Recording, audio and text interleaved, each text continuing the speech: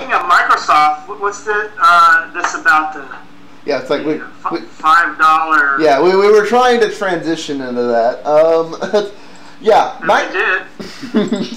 Microsoft gets for those of you who haven't heard about this, several other people have talked about this last week. Microsoft. Yeah, this is Windows 98 over again. Yeah, Microsoft gets $5 for every HTC Android phone. Basically, Microsoft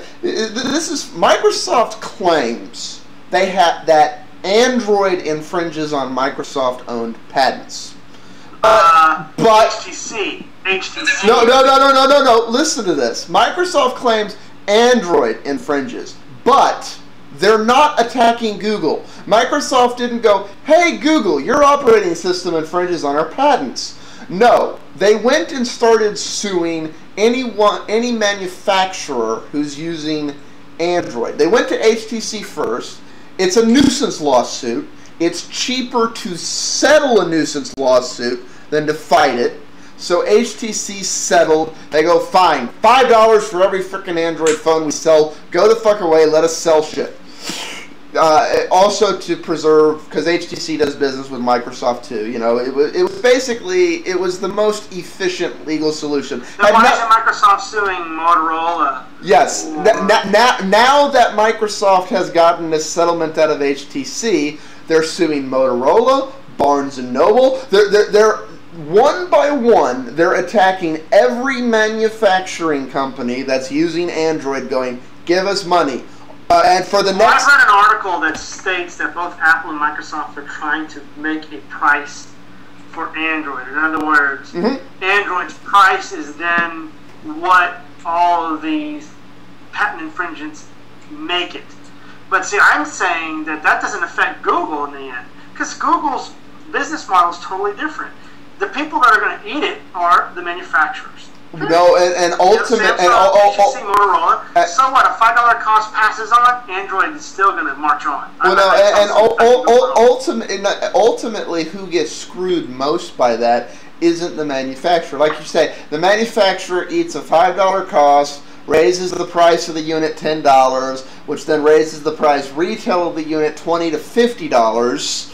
You know, basically everybody along the way eats the price, and you, the end user, get to pay for the U.S. Patent Office not doing their fucking job, and the patent courts allowing frivolous lawsuits. Because, you know, honestly, I think there should be a burden of proof, especially in cases like this. Okay, you're claiming Android code infringes on Microsoft patents. Okay, before you can sue all the manufacturers using it, you have to go after the multi-billion-dollar company that's giving the technology out. You have to go against them first. That should be the rule. No, you must attack them first.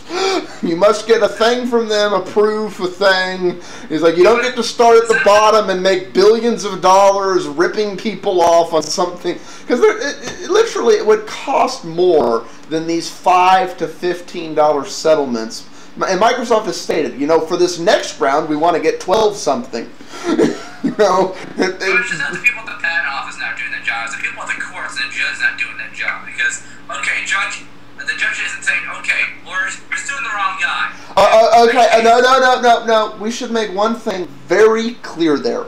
Judges do not have the power of Judge Judy. They are not... Oh, God, I can't remember the word for this. They are not arbiters. In arbitration, the arbiter is allowed to, you know, talk to both sides and have an opinion and, you know, try and force people to a middle ground. A judge does not have that authority. The judge is merely nothing other than the referee and the enforcer.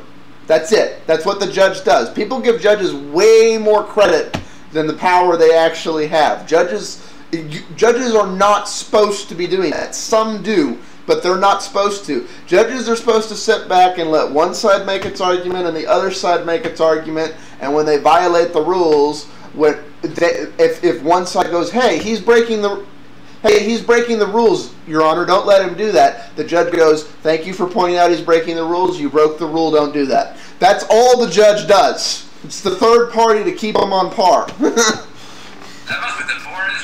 I don't know. I just don't see it slowing down Android. Sure, Microsoft could try to dump their software, but then they would be shooting themselves in the foot anyway. No, I don't see it slowing down Android. And there's a number of people who have pointed out, now that we know some of these numbers, Microsoft is actually making more money off of Android than they are off of their own mobile platform. That's sad. Well, let it be, you know. Yeah. I just wish there was something the end user could do here. Like I wish there was a way under the law for like a countersuit class action. Like everybody who bought an Android device, like everybody who bought an HTC Android device, can put together a class action suit against Microsoft and go, hey, we think your patent's bullshit. We want the money back that we had to pay to the retailer that, as a result of money you strong-armed out of the manufacturer. That's the suit I'd like to see. Where's the ambulance chaser to put that together? Because that's millions of dollars right there. You know, plus lawyer costs. That's enough money to justify a class action. You know, if HTC is not going to fight this battle, let us, the end user, fight it on their behalf. We want our money back, Microsoft. Yeah, you know, getting on to the next one, Microsoft has claimed a lot. Piracy has always been a big problem with Windows. And I know that this is not the first time Microsoft is blaming China for very high margins of theft. Let's just put it that way. So I'm not surprised at the article. No, I'm not either. You know, and again, this is kind of somewhat old news in some places, like you said, because they've done this forever. But yeah, I see Commodore's commented on this article. He's saying, "What about Linux?" Yeah, Linux users, because you know they're not giving Microsoft money either, but they're just using their products and being locked in that platform. You know. Well, Linux is already open. What are they buying? Red Hat? I guarantee you, Red Hat's not going to let them use their services because the services that Red Hat renders. Okay, say if you're Microsoft, you'd rather have the Chinese use a pirate version of Windows than have them use an open source free alternative, so they wouldn't be locked in your platforms, because eventually they might start a legitimate business and use legitimate licenses. You know. Well, that is Microsoft's. Well, what's really funny is that is Microsoft's official position on piracy. You know, unofficial. Yeah, their unofficial official position, and that's twofold. A, it lets them claim, well, our losses are due to piracy, not due to people using our competitors. You know, that's they're trying to have it both ways. Well, no, and China is a weird animal compared to the U.S. in this thing, and that, you know, we're like, what about Linux in China? There's an official Chinese government version of Linux,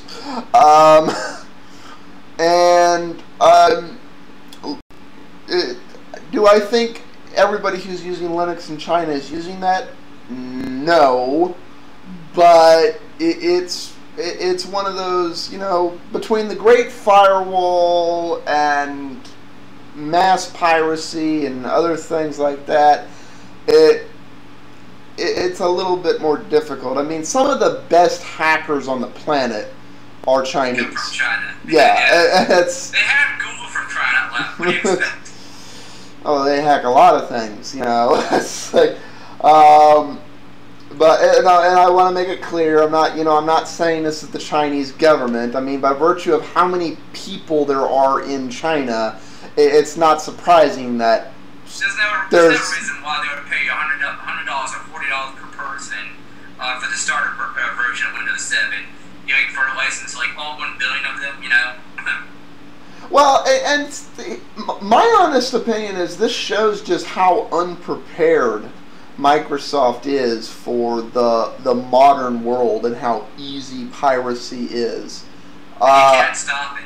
Well, no, I don't know if you ever pay attention to how Microsoft sells their stuff in China a bit. Do you ever pay attention to that? No. Okay. The whole reason we have things like Windows Starter, that's actually the full evolution of a product that started in China, of all places.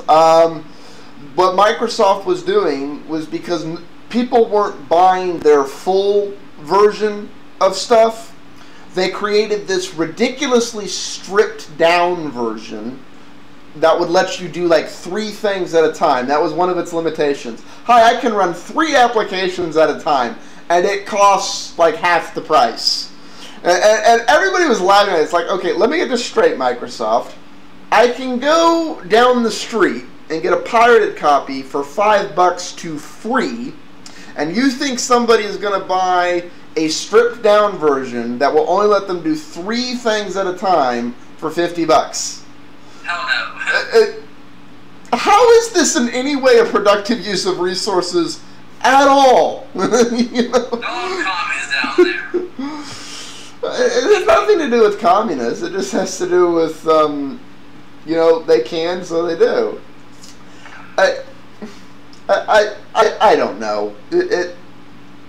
Personally, I think Microsoft is going to keep toting this. We're losing market share because of piracy for at least the next decade. But I honestly think they're actually losing market share. I don't think it's just piracy. I think they're losing market share planet-wide. What are they losing it to? Are they losing to the mobile OS? Are they losing to Apple or Linux or what? They're losing it to a little bit of everything. It's not. What's the number one? Like in number 2? There isn't. I would say it's fairly purists. Linux purists go, Linux is finally taking down Microsoft. Your Apple purists, OS 10 is killing Microsoft. Your mobile purists, my mobile OS is killing Microsoft. It's like everybody wants to see Microsoft die. The reality is they're already dying. It's just going to be a slow, drawn-out death. I think dying is the wrong word. I don't think Microsoft's ever going to die to zero.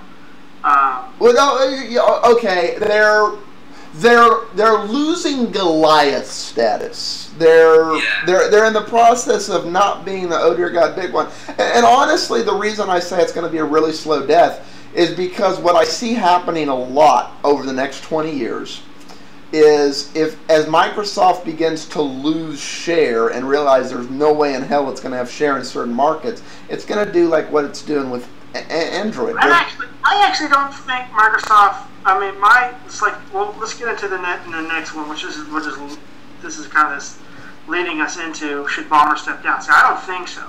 See, I think everybody's caught up in this hype. A lot of it being hype, but there's real dollars behind it, of course. But the thing of it is what is the standard that I've just read in this article about why Bomber should step down? Oh, smartphones. And they're not making tablets. So, I mean, the thing of it is to me is that if I were in that position, and I'm Microsoft, I'm expanding more so in enterprise and business, which is high dollar stuff, right? Microsoft's never really done things to be as retailish as much as it has done for business, in my opinion.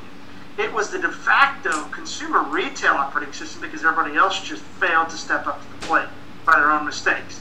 Now other people like Apple have finally stepped up to the plate. They've got badass operating systems, and they're taking up the slack for which the retail, the consumer side would like.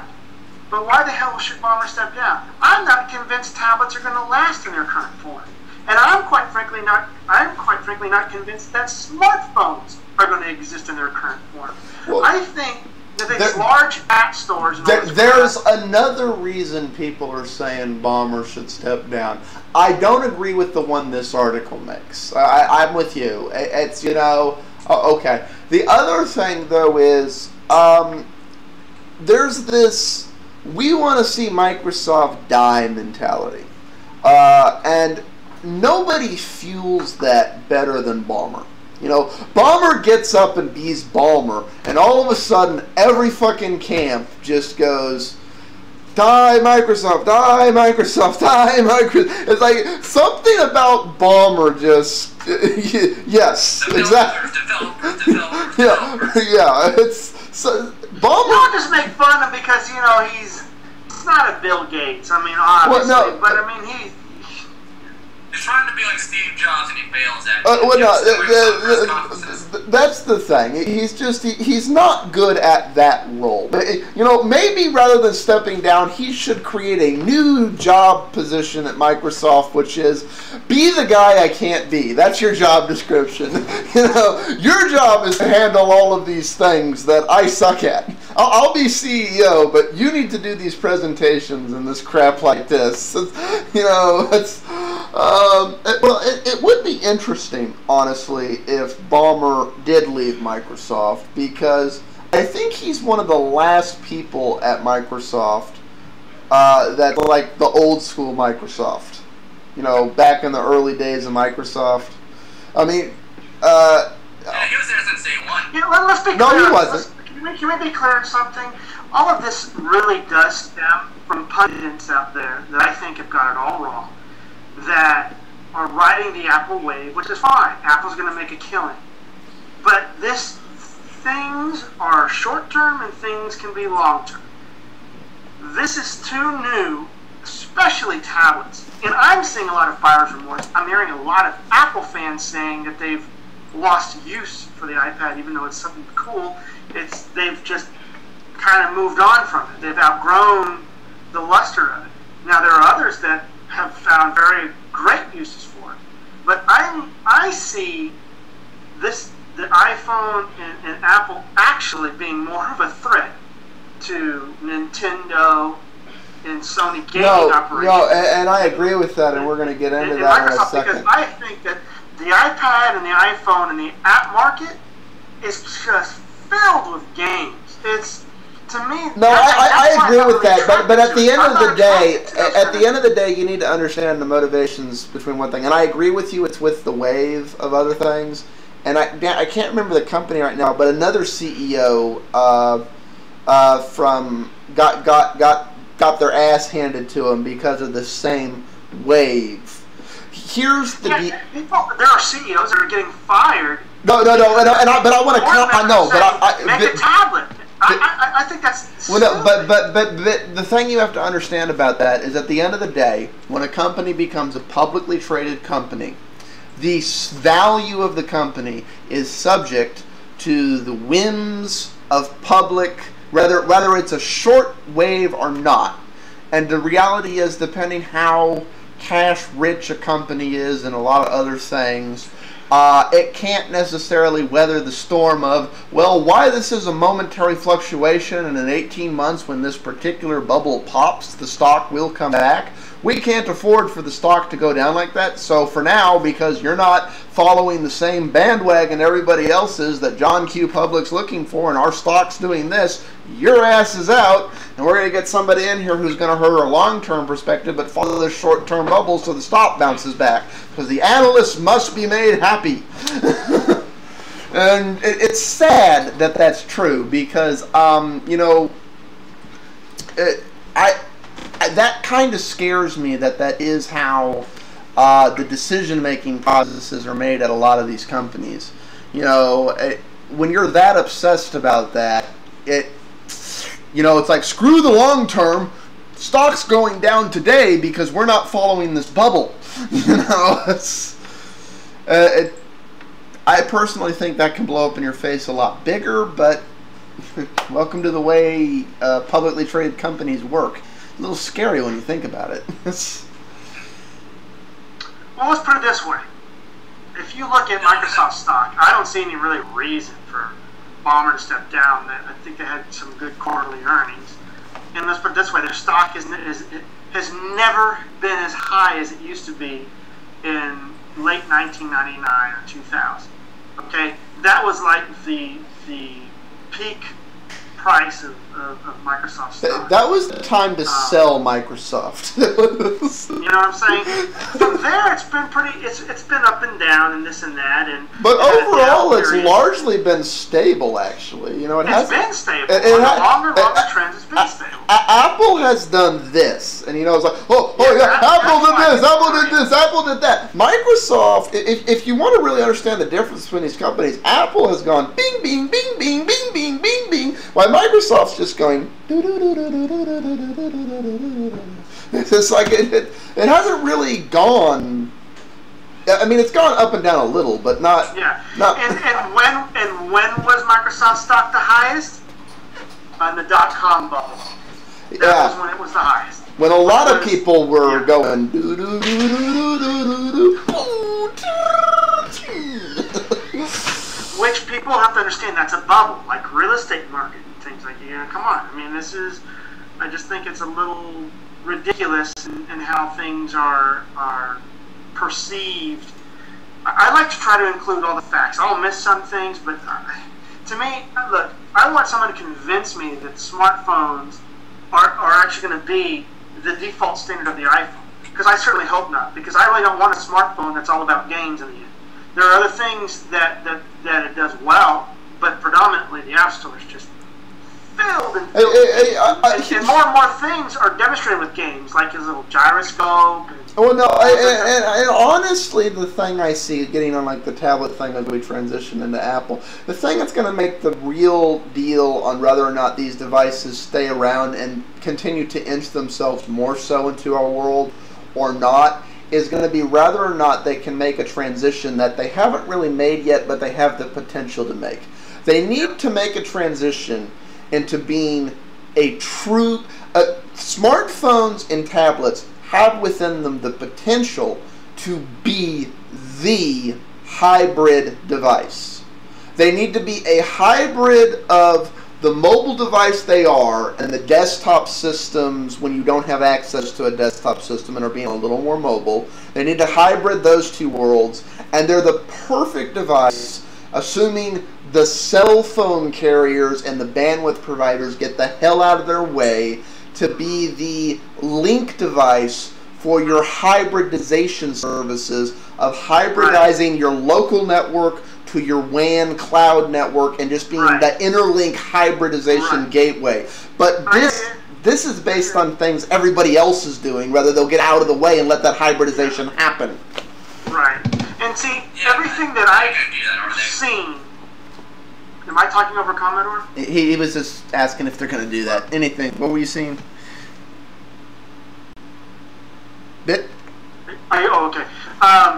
For me, every article that I always read has always based Microsoft's performance on an Apple standard, which I think is completely unfair. For instance, iPod versus Zune. Yeah, the Zune didn't do too well. Although the Zune happens to be, or the Zune HD happens to be my favorite MP3 player. For most people, no, it's not. And Microsoft can, I think their marketing, just they didn't release it internationally. They didn't really back it up. They didn't really put their heart and soul into it. Apple, with the iPod was successful because, let me tell you, they needed to expand big time, especially during those periods when they introduced it. I mean, even in 2001, they had still lost, what was it, 2000 or 2001, they still had lost money that year. So, you know, they focused every energy that they had in doing that, and now Apple is king of that market. Microsoft has bigger fish out there that they need to be making happy. And it's almost like they're so large that creating is something like a Zune or buying a phone company like those little itty bitty phones, I forget, that they used to own. They buy that company, there was these little fun little phones. Oh yeah, I know what you're talking about. Kinds of things. They can do these kinds of things, and it's like a drop in the bucket. Who cares? You know, move on. Because according to Forbes, you know, Ball's track record, I'm quoting them, is actually quite respectable. Over the past decade, Microsoft sales have expanded at an average annual rate of more than 10%, while earnings are up 9.5% each year over year, this time frame. You know, it's not spectacular, but certainly solid, considering it's also stemmed from the depths of a historical technology bust and even more severe credit crisis. Since 2001, Microsoft sales have increased nearly 150% to $62.5 billion in fiscal 2010. This year, analysts project 12% growth in total sales, just shy of $70 billion.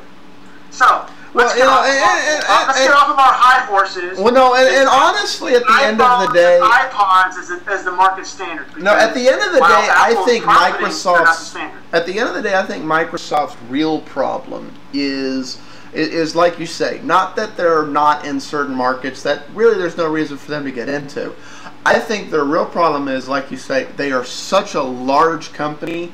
There are things going on at Microsoft where it is obvious that the right hand has no idea what the left hand's doing. You know, they don't have a clue, and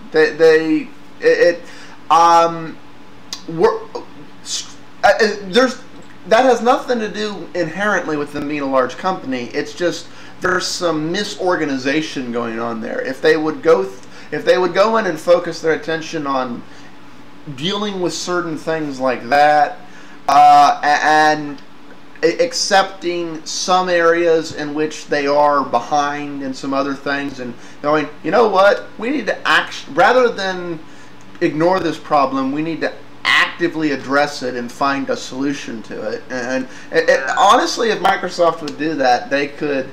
Yeah. They could. And why look? I mean, let's also throw this in there.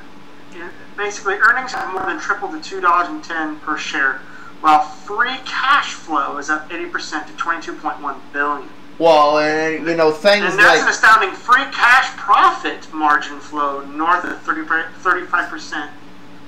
Well, I mean, and doing stuff like this, getting other people to pay you for work that isn't yours, is part of what's responsible for that. I do think that's the business call model Microsoft what it is, but I'm just saying, if the context of this of what we're discussing is, should Ballmer step down? I don't think so.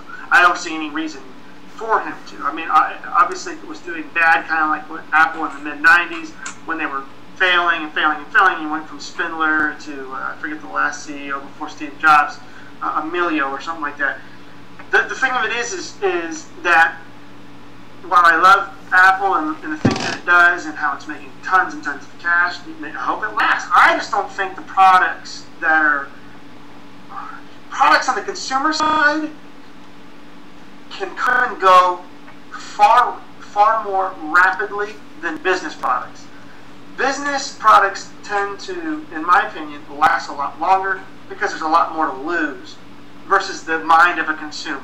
Well, and in an effort to move on, I think they should be focusing more on their business product, because Microsoft is losing some ground business side too. But that's a whole nother conversation.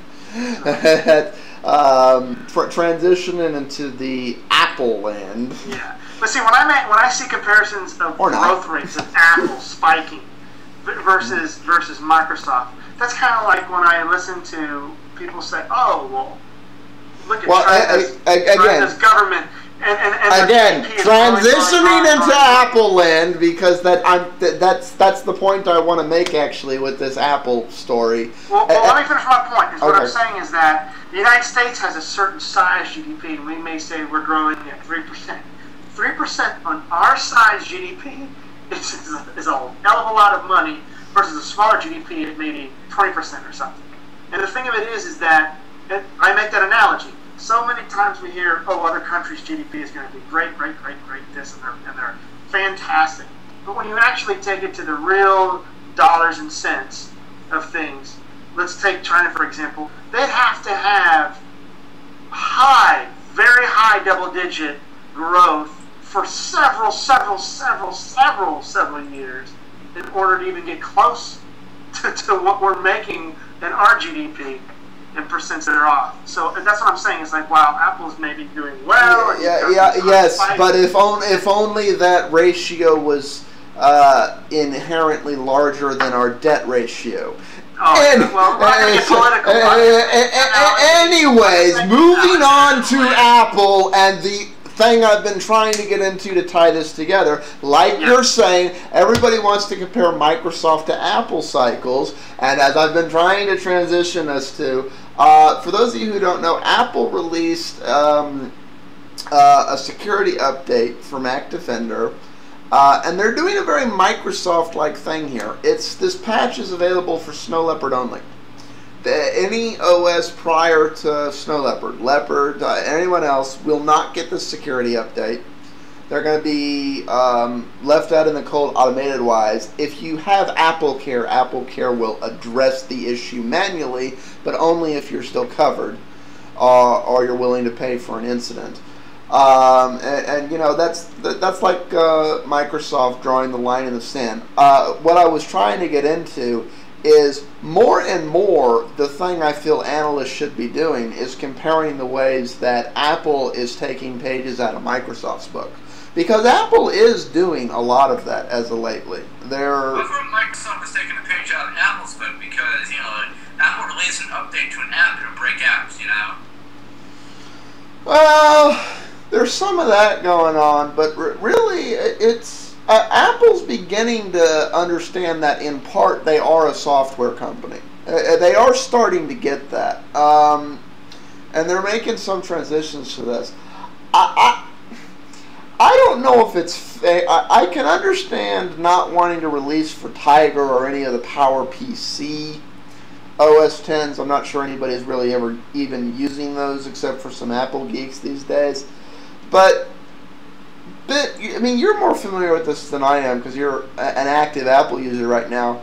Are there as many Leopard systems still floating around as I think there are? Is Leopard like the there's quite a lot of Leopard systems still out there. Yeah, Leopard's like the XP in the OS X world. It's one of those... Why it's beginning to be phased out, it's still a good chunk of the market. Does that sound about right? Say again? I couldn't hear that. I would equate Leopard to like the XP of OS X. There's a lot... It's beginning to get phased out, but there's a lot of people who are happy with it who aren't quite looking to upgrade yet. And it will die slowly over the next few years. It's not like... Leopard will be around for a little while. I don't know if it's an XP. Windows wants to get rid of XP, obviously for known reasons, problems with owning XP, even though I know that's going to warrant a whole lot of... Well, and Apple just done that. Apple just manufactured one with Leopard. It off. Really? But Leopard... Go ahead. I was like, really? Huh? I was on to it, really. They said Apple just manufactured one with Leopard. Yeah. Huh. Basically this... Trojan stupidity attack that's been going on against Apple. Yeah, I got the actual update, the security update. I found it funny. It's I don't consider it an exploit. That's a user weakness, and I maybe somebody can correct me. I don't remember Microsoft making a remedy for user weakness. That's Apple's mentality. Okay. Well, no, the security essentials from basically what this is they're building in a virus scan for this particular virus to keep it from installing. Very specific, right? Yeah. Really, this is the same thing Microsoft Security Essentials has been doing since it came with Windows 7. If it's a known Trojan or worm or whatever, whether it's coming in by an exploit or user stupidity of trying to install something they shouldn't. If it's known, I see what you're saying. If it's known, it goes And okay, so then what you're saying is that right now we're beginning to see OS X's nascency in building a Microsoft Essentials database of known whether it's system exploit or user driven, it's nonetheless building a slow database as it's going to get maybe perhaps more and more social engineering exploits. Right, and as these become known, they'll be in there, and when the computer tries to execute known bad code, it will go, refuse to execute. It's basically getting hard built in, and that's happening industry-wide. Windows is doing it because it's such a large problem. Now that OS X is becoming susceptible to it, OS X is building this in, and it makes sense. Basically to have an application running to deal with human stupidity. I'm sorry, you're being a dumbass. Would you like to be a dumbass today? I believe this is dumbassedness. If you think I'm wrong, please be a dumbass. That's basically the nasty little message you get from these things. You were attempting to install known bullshit, yada yada yada yada. Yeah, and this kind of irks me because some people say, "Oh, well, users blame the operating system." I think some will, but not all. Actually, I don't even think the majority would blame the operating system. And if the argument is going to be, well, Apple needs to do this because of user perception, then really, do you really want to then, for the future, continue to cater to that demographic? Because then, let me tell you, it's going to get down to the nitty-gritty of every type of little failure that could possibly come from the well, no, but here's the other thing. In some ways, I think this provides a false sense of security, because there are things that MS Defender misses. Every time a new variant of something that is been made undetectable comes out, it's really funny. People get it, they install it, it comes through, and I'm talking about it's a new variant of a social engineering thing. They assume it isn't social engineering because the thing doesn't go off, so they install it, they get it in. What it is a new variant. 12 hours later, an update gets pushed through. It then tells them, "Hi, you've been a dumbass. You were a dumbass 12 hours ago. We didn't know you were a dumbass yet." And that's the real problem with how anti-mal, anti-spy, anti-Trojan, anti-dumbass software works. It can only protect you from what happened yesterday. We know everything that happened yesterday and back. We know about all of these. Somebody modifies it enough that it isn't like it was yesterday. Good heuristics, though. For instance, I will say, as a Mac user that has been a Mac user for a long time, that have experienced periods of viruses and then relative calm for many years, back to viruses, whatever, especially on the Windows side and also the Mac side. I use, whether it's a shameless plug or not, because I back that software. SIT Nod 32 on Windows kicks ass, no performance that I know of. And then the SIT Security Suite for OS 10, also, I noticed no performance loss. Now, I'm sure if we did benchmarks again, you probably I'm sure there's like a 1 to 5% loss, yeah, but like you said, it's not noticeable. It is worth it, even though you may not see a virus or something for years and years and years. It's that one time that you're not prepared, you haven't done any backups, we get complacent in our user behavior, and you've lost it. And that's when it becomes priceless to have that defense. And for all the clients that I support and develop for, I don't care that I've never really had an exploit on OS 10. I've actually never had an exploit on Vista or Windows 7 either. I've had tremendous amount of exploits on XP, but on Windows 7 or Vista, no, I've not. But I use as much security as possible. Well, and at the end of the day, like you're saying, and there's this trickle-down effect that goes in with those. Some of the better ones, like the one you're recommending, they're literally tearing stuff apart 24/7, which means their database, because there's this window of opportunity. A new variant, something that has mutated enough that we can't tell it's what it mutated from, comes out.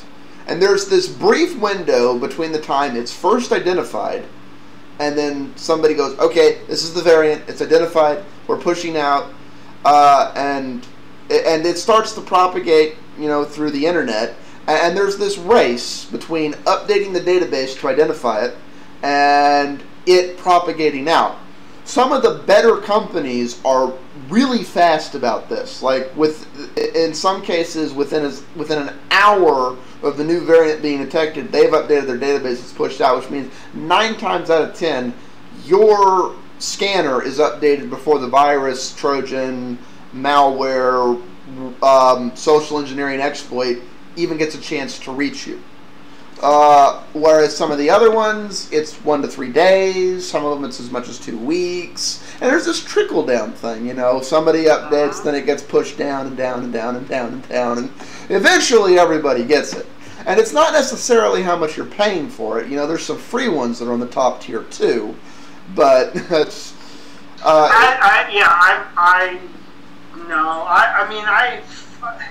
I spend, I would say, I try to do like the multi-year because you save a little bit.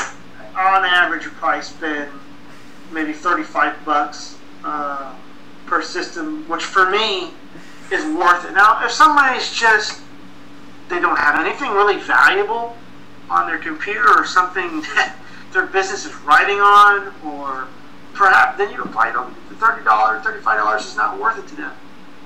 My wife, though, doesn't do any business on her iMac, but she's got the family photos. She's got a lot of things that you cannot replace. I know that, and it's really bad, because this is the thing. Honestly, I would say 90% of the users do cheap out on. It's not necessarily about the money. It's about the quality. You know, more money doesn't necessarily mean better. Less money doesn't necessarily mean worse. Yeah. It's one of those, it's going to cost what it's going to cost, and it's the best money you ever spent. It really is, you know. Yeah. I mean, to me, as an Apple user, crying out loud, we would buy antivirus stuff for OS 7 and OS 9.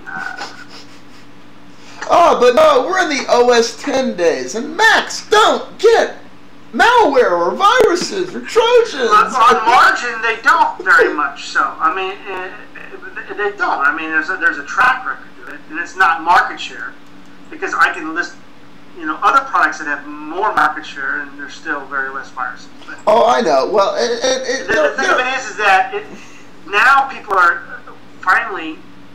The problem is that a lot of the hacker community, like especially black hats, the bad ones, are copycats, and they only copycat what's simple, which usually is some sort of Windows exploit that's already been out there.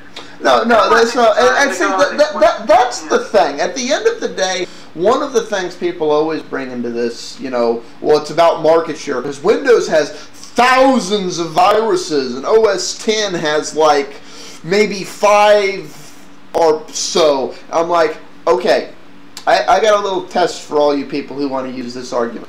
Go to the Windows virus side and see how many source viruses there are.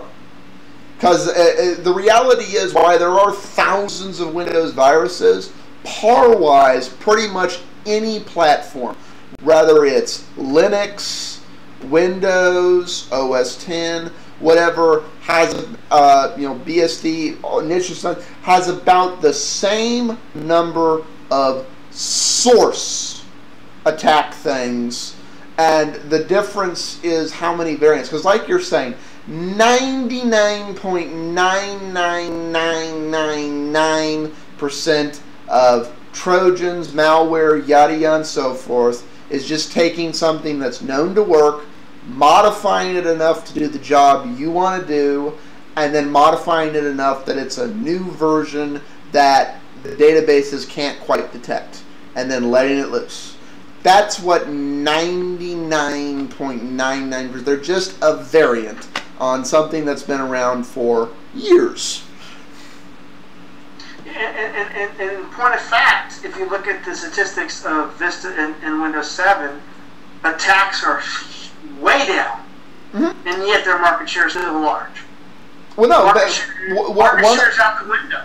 One of the things they went and did was they looked at, you know, okay, what are these known core things? How are they getting in? What's going on? And they built into the OS dealing with those. Now, do I think it's truly secure? No more than I do OS 10 or Linux or anything else. You know, basically, I think the next generation of source things are being written right now. But to write those really finessic, you know, viruses or malware or Trojans or exploits or other things, they take time. They don't get written overnight. I think they're coming though. But it's a, you know, and honestly, I think it's becoming more and more social hacking than actual hacking. You know, it's. Now, hey, let's stop the video, save it so we don't lose all this good stuff. Okay, and when we come, part of that's why we fade momentarily to appease the video gods.